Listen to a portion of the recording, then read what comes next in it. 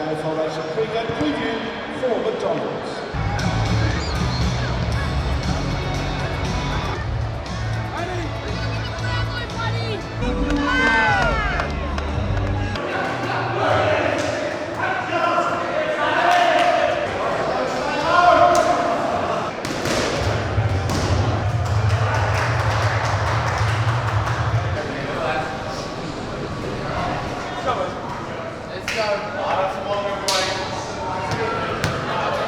John Nichols medal in 2015.